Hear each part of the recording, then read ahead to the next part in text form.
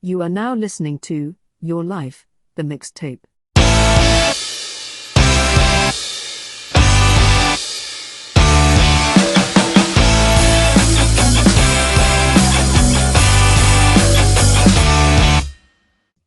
Welcome to Your Life, the Mixtape, Volume 4. This is the first episode of the new season, and I am beside myself to welcome my very first guest for what promises to be the biggest season of this show ever. As much as I complain about social media, sometimes the algorithms and the social media gods deliver gifts unto me. And anyone who knows me knows that 90s R&B and Britpop are the two great musical loves of my life. And this week, I am thrilled to welcome to the show the bisexual alt pop princess, the one, the only, the amazing, the incredible BEXX. Hello. Hello. I'm so excited to be here. What an intro. What an intro. I am available to come to all of your shows and just ramble that off anytime you walk into a room, just anything. I'm ready. I'm going to fly you out for the next one. You just did a show. You headlined a show last night, right? Yeah, I literally did my own self-produced, self-promoted headliner last night because I was launching my new song, which has probably been out for ages by the time that people listen to this, but it just came out like 11 hours ago for me. So I'm on a high. And yeah, I did a headliner yesterday. It was sick. That's fantastic. That's exciting. So tell me, what is the last song that you listened to? I wish I could say something cooler, but it's literally my own song. Because I woke up this morning and saw that I was on New Music Friday, and I was like, oh my gosh, I'm gonna go listen to Prettier on New Music Friday. So that's the last thing I listened to. It is my own song, Prettier by BEXX, which is out today, but as you know, it's been out for ages for everyone else. That is to be fair, that is also the last song that I listened to. So Great. Well, I and appreciate you. it is a bop. Thank you. Other than yourself, who is an artist that you feel like everyone should be listening to? I have two. Okay. Number one, Rina Sawayama, who is just starting to get the credit that she really, really deserves. I think that her songwriting is incredible. If people don't know Rina, she is a British Japanese alt pop artist. And her debut album came out in 2020. It's incredible. It's called Sawayama. And then her second album is coming out in like 2 weeks, I think, which I'm very excited for because all of the singles that she's been releasing off that album are just mwah. She has this song called Catch Me in the Air, which is like, it's just so beautiful. It sounds like kind of like a romanticized skydive. And I don't know if sounds like a romanticized skydive means anything to anyone else, but it means something to me. And then my other one that I think everyone should be listening to is Tom Aspel. He's from the West Midlands in the UK, and he does like fantastic disco and high energy bangers. And he's just really good. I just started listening to him the other day. He came across on Spotify, and I was like, oh, this is what's Yeah, up. he's so good. And he's also very lovely. We've done a couple of shows together like Oh, this Pride nice. season, and he's brilliant. I love that. So taking it back a little bit, what is the first song that you remember hearing? I don't know. Like realistically, it will be something like the Thomas the Tank Engine theme tune, or like something from Sesame Street. Like that realistically is it. But the first CD that I ever owned was S Club by S Club 7. Nice. Um, I don't know if you guys had S Club 7, but I hope that you did because it was my childhood. Um, And then my mum's taste in music was like what kind of defined what my taste in music has come to be. And she liked Pet Shop Boys, Elton John, George Michael, ABBA, and we also listened to a lot of like Aretha Franklin and Mahalia Jackson. Nice. So just Yeah. all across the spectrum then. Yeah, she was a pop girly fundamentally, my mum. I mean, she still is. She's still with us. She's a pop girly fundamentally, but she also loves a bit of soul. So that was what I got into basically. I love that. What is the song that you always put on when you're in your feelings? There's this band called Mr. Wives who are like mostly US based. So you might be the first person I'm speaking to who might actually have heard of Mr. Wives. No one I ever speak to in the UK has ever heard of them.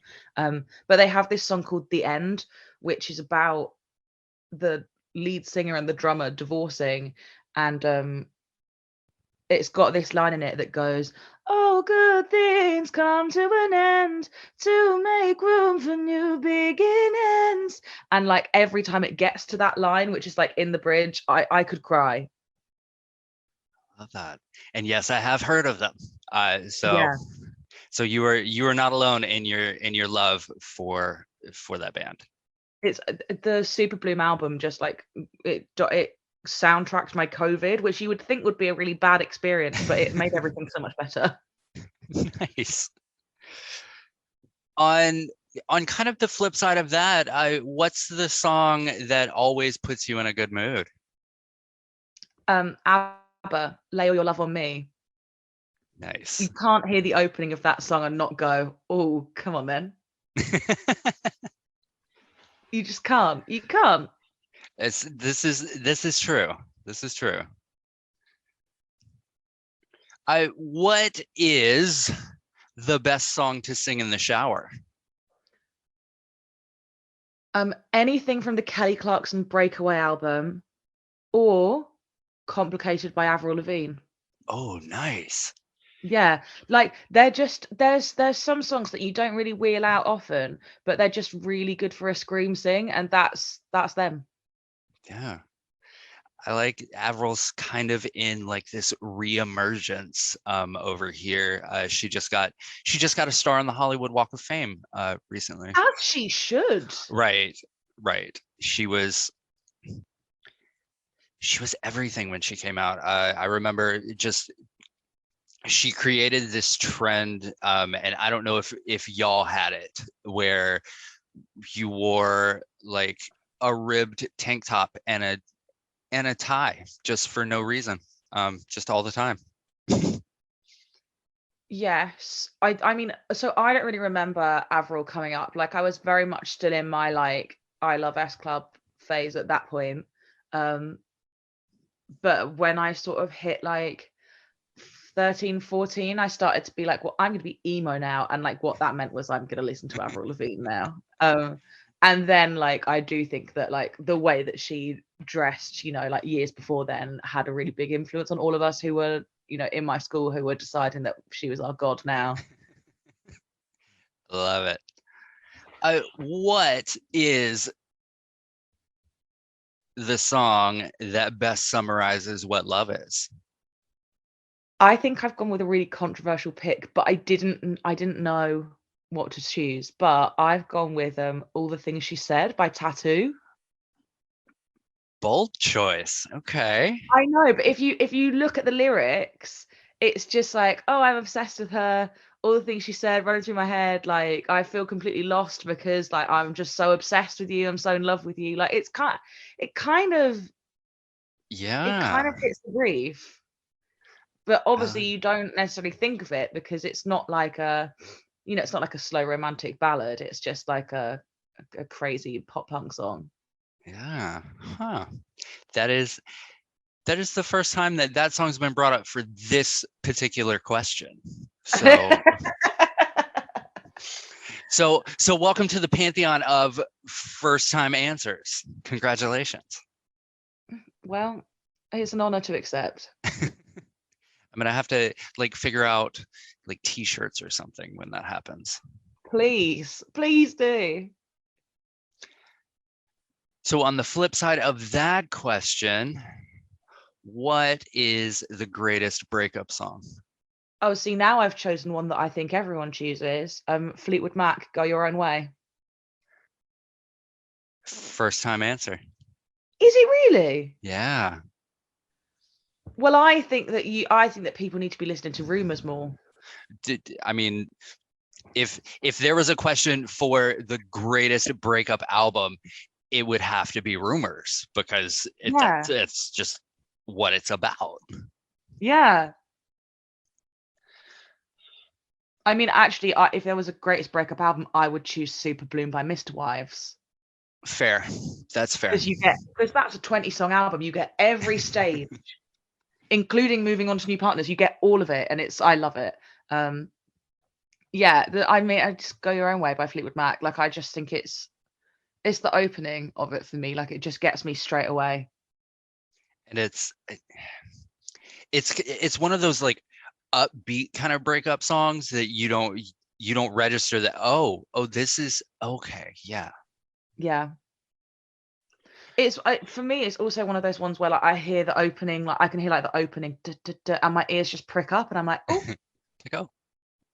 Time to go and scream sing. Yes. Like, we're in a Fleetwood moment. Okay. Yes, we're there. Yes. What's perfect breakup song? It is perfect.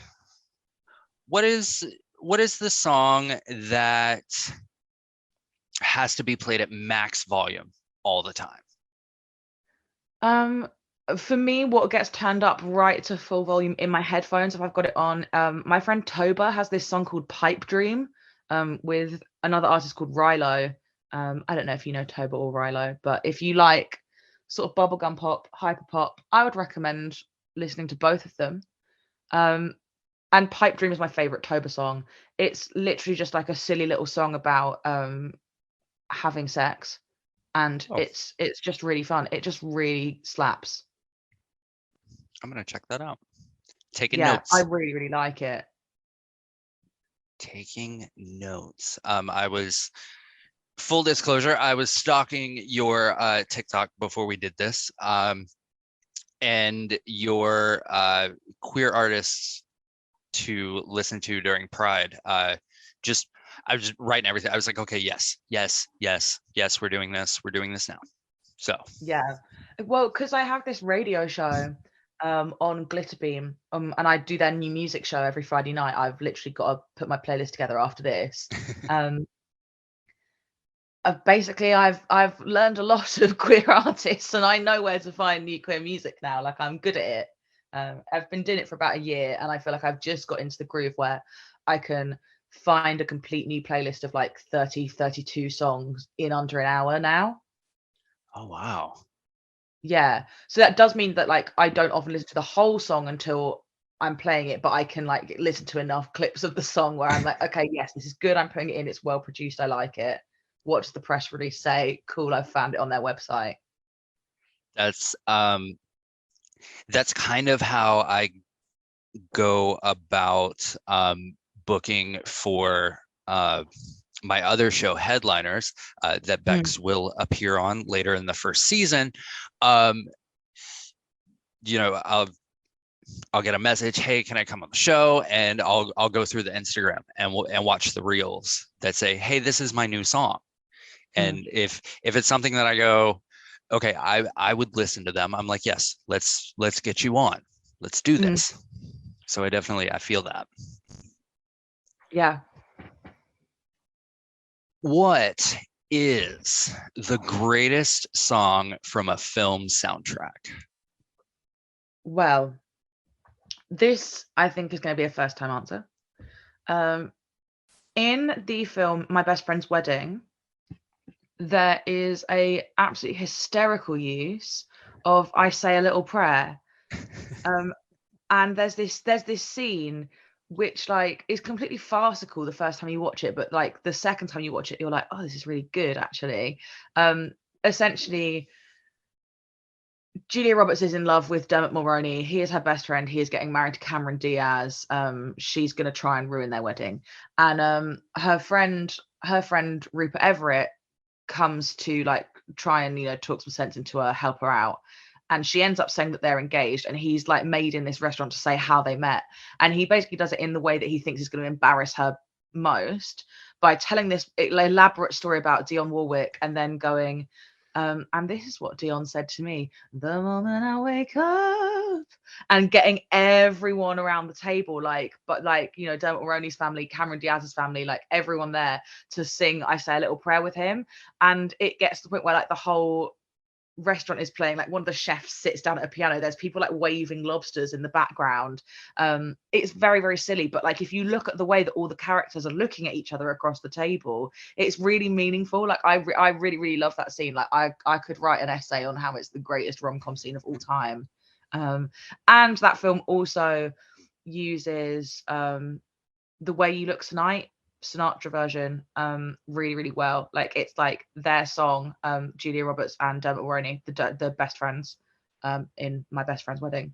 It's like their song, and so it plays a couple of times, and like the final time she gifts it to the new married couple, and it's like, you know, you can have it because you don't have a song, you can borrow ours. And it's like the kind of nice climax of the film.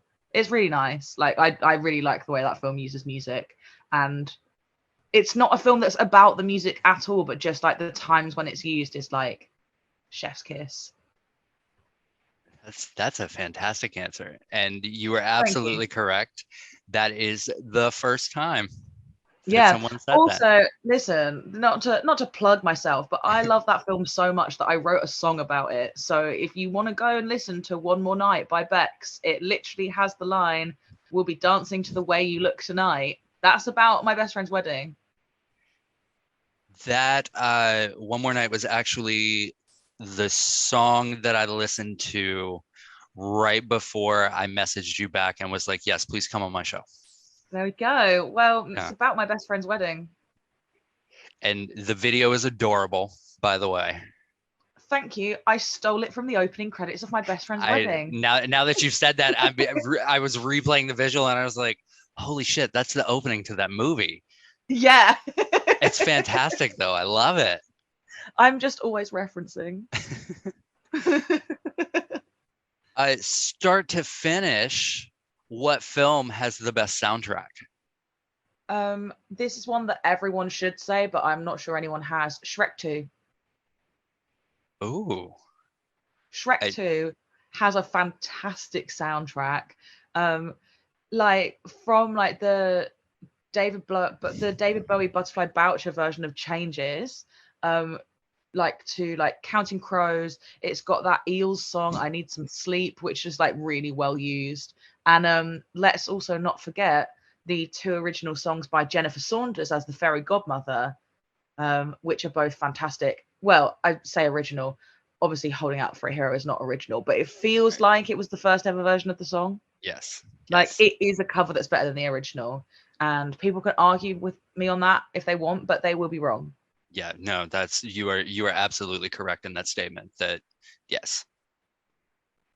It's and that like is I'm sorry that Jennifer Saunders' semi-joke cover of Holding Out for a Hero is better than Bonnie Tyler, but it just is. Yeah.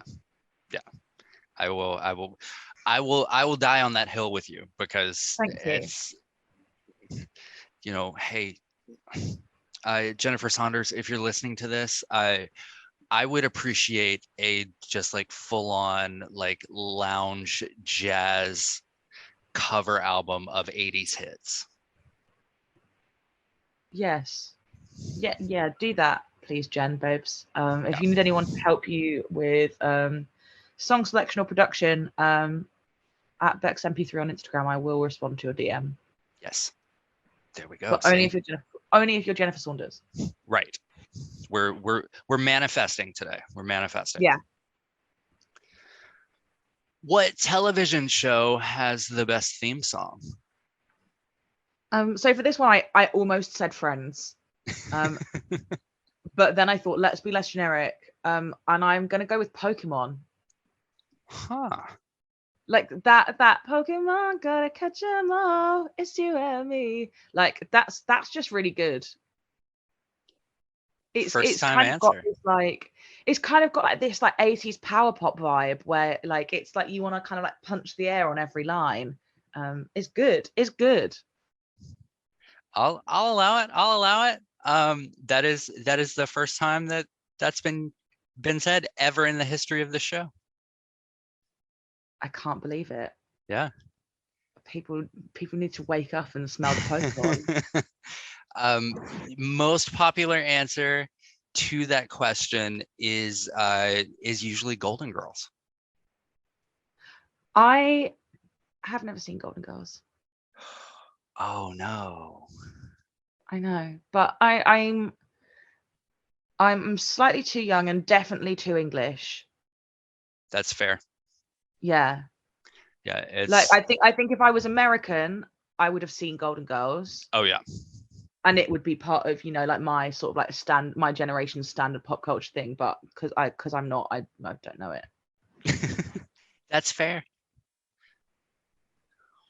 What is the best song from a Disney film? I went with Breaking Free from High School Musical. Oh, nice. Just kind of a classic. I was never super into like animated Disney films as a kid. I don't think. Like I really liked Sleeping Beauty. I had that on VHS, which ages me. And I had a few of them on DVD as well. But kind of the Disney film I was most into was High School Musical because that was when I finally got Disney Channel. I never had Disney Channel for the longest time. And then when I was like, I want to say like 11, we got Disney Channel for like a year and High School Musical was on in that year. Nice. Yeah. And Breaking Free is a classic banger. That is fair. You are just full of first time answers today. I love it. The thing is, I think like a lot of people like are really into the animated Disney movies, or like maybe they've got like nieces or young kids who they'd have like watched stuff like Frozen or Encanto with. Like I don't, so it doesn't mean that much to me. Yeah. What is the song that no matter where you are, no matter what you're doing, this song comes on, you're gonna dance to it? A song called Pretty Great by Fickle Friends. And that song is so good that it caused me to get mugged back in February. I was walking down the street. Listen, I live in what used to be quite like a rough area of London. Like it's basically fine now, but you can get mugged anywhere. You can get mugged in a village if you are silly. And I was being silly. I was walking down this street with my headphones on, like out loud singing along to Pretty Great and like sort of like half dancing along the street because it's so good. And it got to the end of the song. I was at like a crossing, waiting for the green man. Went to put Pretty Great back to the beginning of the song because it was just at the end of the song, and someone ran past me and stole my phone right out of my hand, and I was just like, and Pretty Great kept playing for a good 2 minutes while they ran away just in my Bluetooth headphones, and I was like, I can't even be mad. I absolutely deserved that. Like I'm glad that it was not the like. I think normally when someone says they got mugged, you think that it's like a violent thing, but I think technically it counts as mugging just if it gets nicked off you on the street. Yeah. In like a way where you see them do it. It's not pickpocketing. So yeah, it's a song so good that I got mugged when trying to put the song back to the beginning. Wow. And if that was a worse song, I've got beef with Fickle Friends now, because if that was a worse song, I wouldn't have wanted to do that.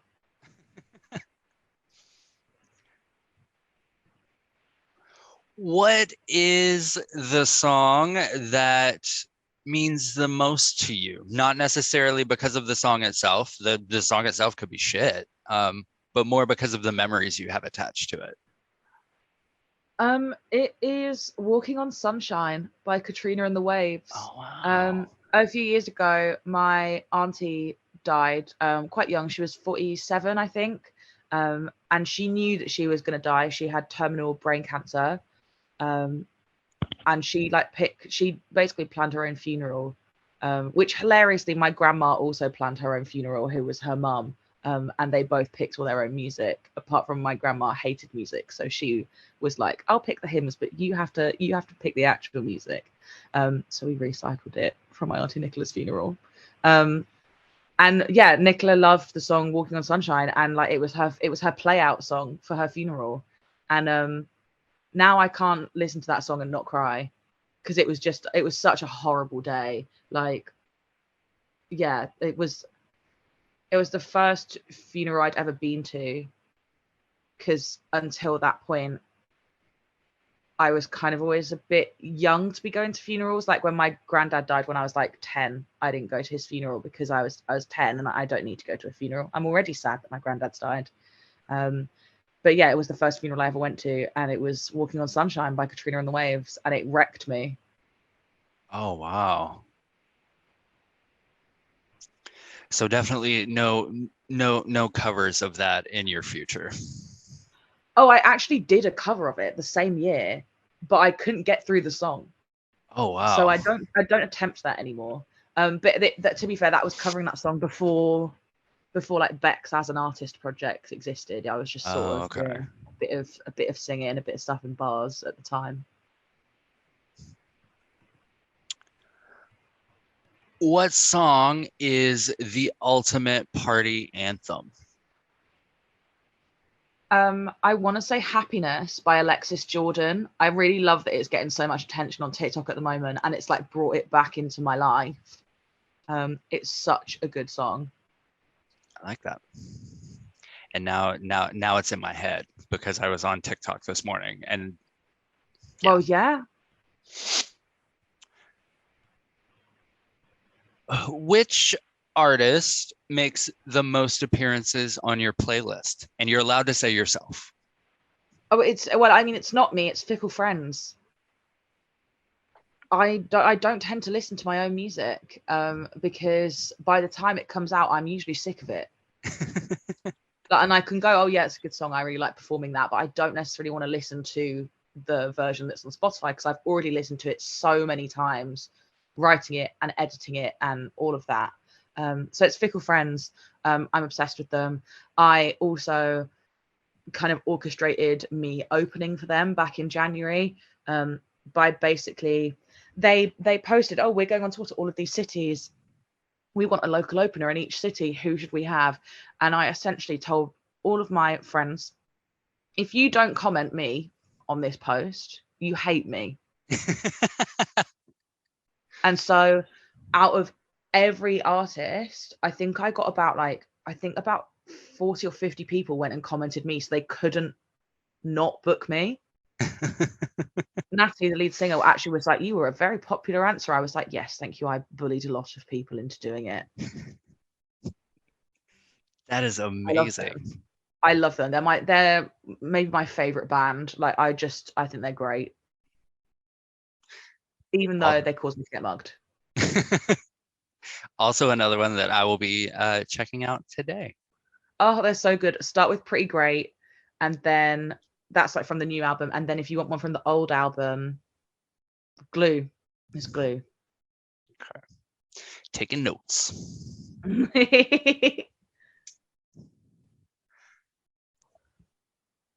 Who is an artist that is considered to be a one-hit wonder that you feel like should have been bigger? I'm going to pick someone that you've never heard of, because they had 2 hits in the UK and nothing else really happened for them. They're called Rizzle Kicks. They were a duo, and they have 2 songs which both did really well. I think they were both top 10. The first one's called Down with the Trumpets, which is great. And then the second one is Mama Do the Hump. And they were both such good songs. And then I don't have a single clue what Rizzle Kicks did after that. But I know what, like, one of the guys from Rizzle Kicks is now dating Jade Thirlwall, and he like releases his own music, and he's just written a book. So I know what he's doing. I don't know what the other guy from Rizzle Kicks is doing. And I wish they'd had more hits so that I could have heard more of their stuff, because it was great. I agree, because I fucking love Rizzle Kicks. No way. Yeah. No way. Okay, great. I felt like they never left the UK. I mean, they weren't like popular over here. It was one of those things that I was listening to I think it was Scott Mills, and like he had them on, and I have so much love for Scott Mills. Like, it's really weird that you get like emotionally attached to these radio DJs, isn't it? But I'm very emotionally attached to Scott Mills. I feel that. I Yeah. have more emotional attachment to the Radio 1 DJs than I do like any American radio DJs. So It's a good station, to be fair. it is. What is the song that reminds you of home? I would say that anything by Elton John reminds me of my mum. I'm literally wearing an Elton John t-shirt right now. It says "The Bitch Is Back." And then AC/DC reminds me of my dad. Nice. Yeah, Nice. my dad loves rock music. I love that. I don't know if he always did. I mean, I took him to ELO a couple of years ago for his birthday, and like he used to love ELO when he was a kid. Well, he still does now, but yeah. Elton John reminds me of my mum. AC/DC reminds me of my dad. ELO also reminds me of my dad. I love that. Mr. Blue Sky is my alarm. Nice. So And I bet it sets you up great for the day. I bet it's really happy. yeah. And then I go to work and people happen and I'm like, Well, yeah, there is that. What is the greatest love song of all time? This is the only question that I don't have an answer for. Like, I don't know. And I honestly couldn't even think of a love song that I regularly listen to. I just don't go in for it. What do people normally say? This is actually a new question for this season. So I don't really have an answer.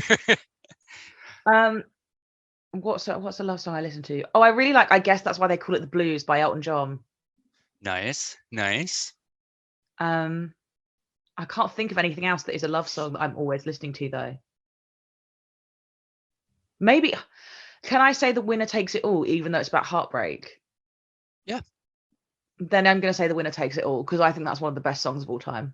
Yeah, because, love is different things for different people, and, heartbreak is a part of that. So, yeah. Okay, cool. Then it's The Winner Takes It All. Excellent. Case closed. I'm Case doing a little closed. gavel. Yeah. What is the song that defined your generation? Now, does it have to define my generation for good, or can it define my generation for the worst? Either or.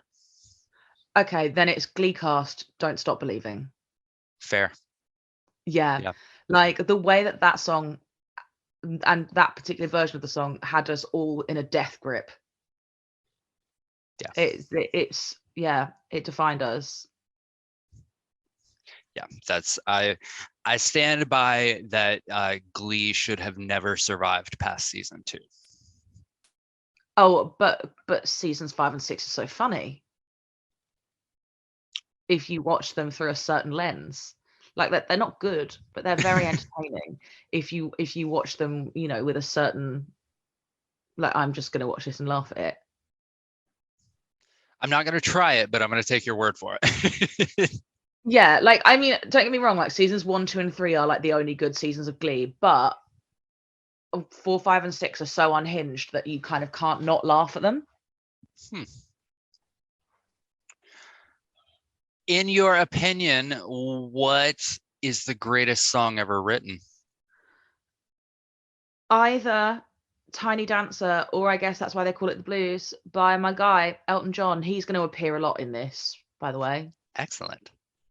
I love him. He's good for the songwriting. I feel like he's written everything at this point. He really, I've just got a lot of time for him. The thing I don't have a lot of time for I purchased tickets to his farewell tour in 2018. I've still not seen it. I'm going in October 2023 now. It's been postponed twice, and I'm a bit pissed off at him actually. But you know, hopefully it's just twice, not a third time. Thanks, Elton. Do you have thoughts on the Britney Elton collab? Yeah, do you know, I actually think it's really cute, and I hated the Dua Lipa collab, Nice. but I like this one. What is the song that you could listen to over and over again and never get sick of? I don't know if there is one, but if there is, then it's this demo that I have, which is called Sucker, which I'm hoping I'm going to release next year. I just put it back to the beginning every time, like, oh yeah, I did a really good job on this one. That's So fantastic. if anyone's listening to this in sort of like early 2023, maybe go and see if that's out, because it might be. Please do. Now I'm excited for it. So now you have to release it. I mean, I am gonna release it. Like, I think Sucker is going to be on an EP, which I may also call Sucker. Oh, I love it. But I don't know. I'm doing an EP. Sucker's going to be on it. I can't wait. Now, this tends to be the most controversial question. There are battle lines that have been drawn over this question. Okay. What is the greatest music video of all time? The thing is, I feel like I'm supposed to say either Take On Me or Bohemian Rhapsody, and I don't want to say either of those because they're fine. They're good music videos, but things have moved on. And I think it might be Toxic by Britney Spears. Bold choice.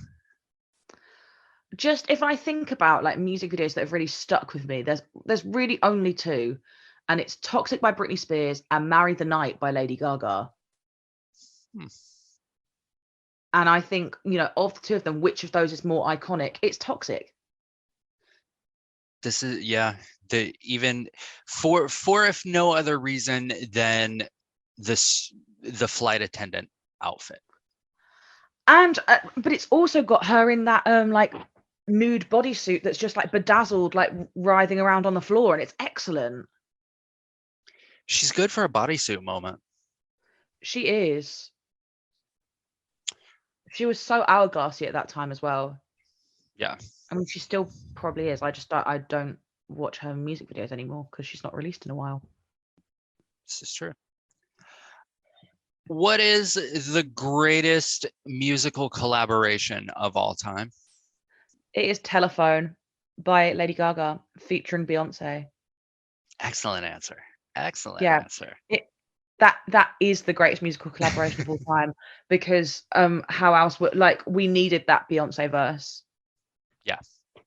We honestly kind of didn't deserve it, but we needed it. Yeah. She always knows. Yeah.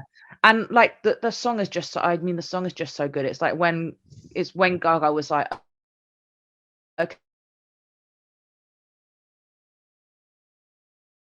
okay, yeah, I've been a good pop artist now, and it rocks. If you could have a song play anytime you entered a room, what would it be? My connection died. I'm so There sorry. You're okay. Okay. If I could have a song play whenever I entered a room, what would it be? It would be The Bitch Is Back by Elton John. Fantastic answer. Because why not? I mean, if you're gonna enter a room to something, like, better make it believable. Yeah. I mean, I was very tempted to say Supermassive Black Hole by Muse, but I think that you'd have to look really cool every time you enter the room. And sometimes I'm just wearing my large Elton John The Bitch Is Back t-shirt. It's funny that you said that, because for a lot of people, since I've entered this question into the list, That's been the first choice. And they go, well, I was gonna pick this, but something. And then they pick something else. So so I need somebody to stand by Supermassive Black Hole. I can't look that cool all the time. Yeah.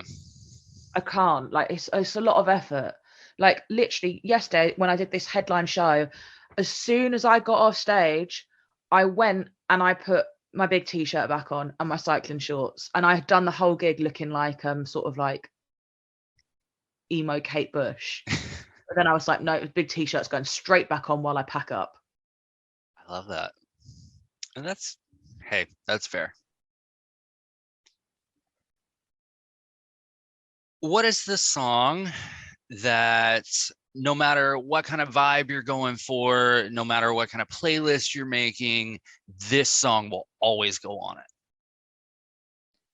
I kind of have two. One is that song The End by Mr. Wipes that I play when I'm in my feelings. Like, I can be in any kind of feeling for that song and I'll still like have a little tear. And then at the moment I'm really obsessed with this song called Panic by Phoebe Axer. It's just really good. It just kind of has this like it's got this bright summery vibe to it, and it feels very 80s, and it only came out a few months ago, but I'm just really, really into it. I think it will come like top of my Spotify Wrapped, to be honest. Nice. I'm gonna check that out. It's on my list. It's on my BEXX recommends list. What is the best song for a road trip? I think it's The Who, Barbara O'Reilly. Oh, nice. Like, it's long, it's got movements to it, and it's great start to finish. That's a fantastic answer. I love that. I haven't listened to that in a minute. I'm gonna have to play that sometime today. It's like, it's a very good like coming of age movie soundtrack song. It's very much a montage moment in a song. Yeah, it's beautiful. I really, really love it. I like that. What is a song that you would give anything to see played live? Okay, so this one I thought about what are the two artists that I really want to see soon. One is Paramore. I would love to see them play Ain't It Fun live because I love that song. My favorite Paramore song. And like, obviously when Avril Lavigne had me in a death grip, so did Hayley Williams. Actually, like, my whole vocal style, like the way that I sing, is based on Kelly Clarkson and Hayley Williams. And like, I know that because I did it on purpose when I was 13 and it's just stuck. That's what I sound like now.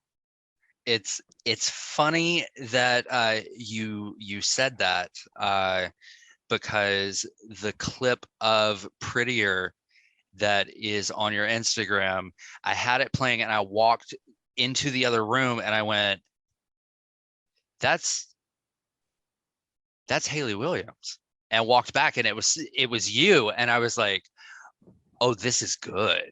This is good. Thank you. I did it on purpose. I appreciate that. I really tried. Like, it was like head goosebump. I was like, this is okay. Yeah, because she's the rock voice. Yeah, everybody loves her too. Yeah, like, of course you want to sound like Hayley. She's incredible. And then the other one is like, I would like to actually see Elton John in 2023. So I went with, I guess that's why they call it the blues. Excellent.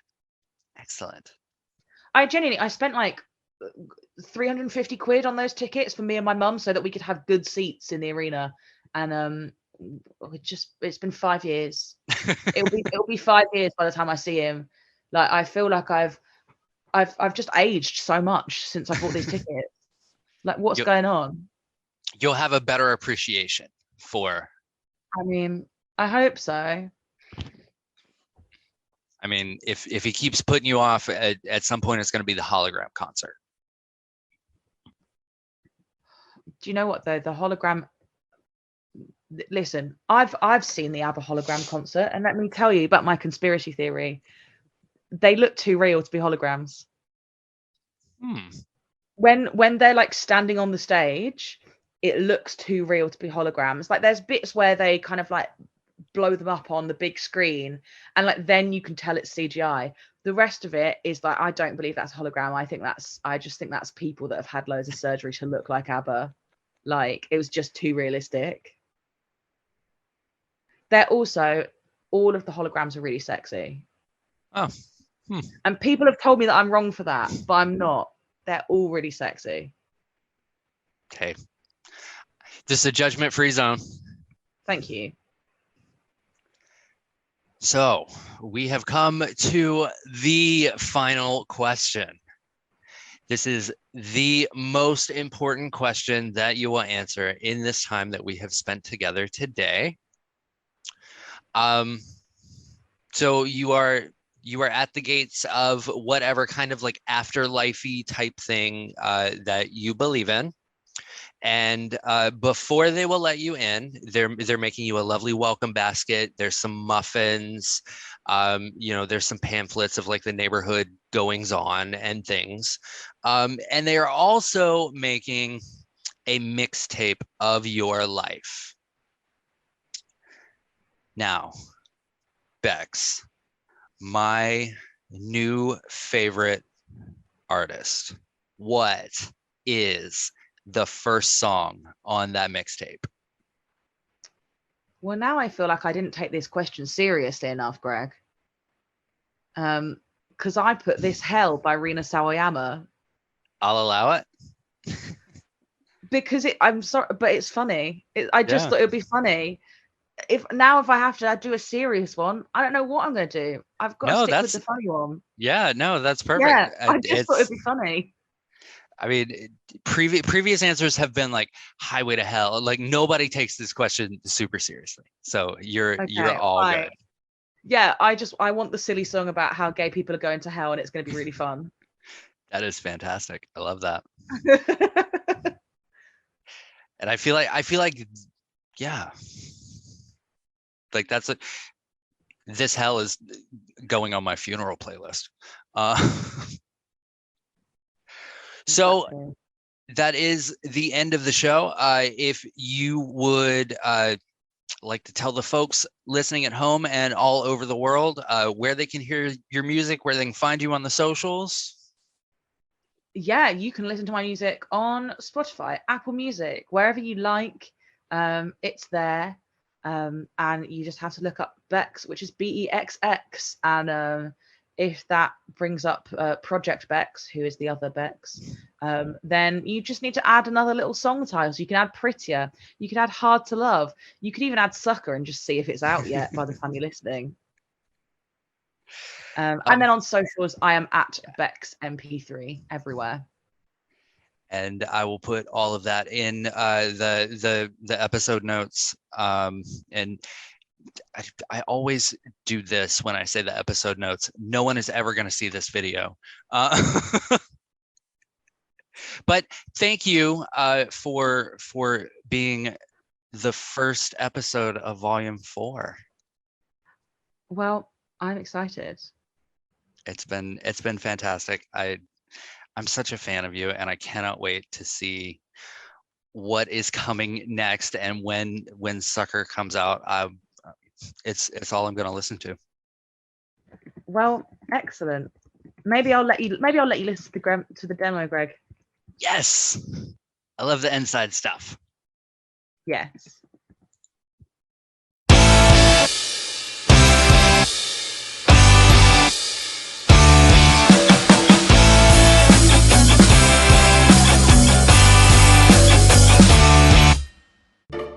Love this podcast? Consider supporting this show. You decide how much you give and there's no regular commitment. Visit the link in the episode description to support now.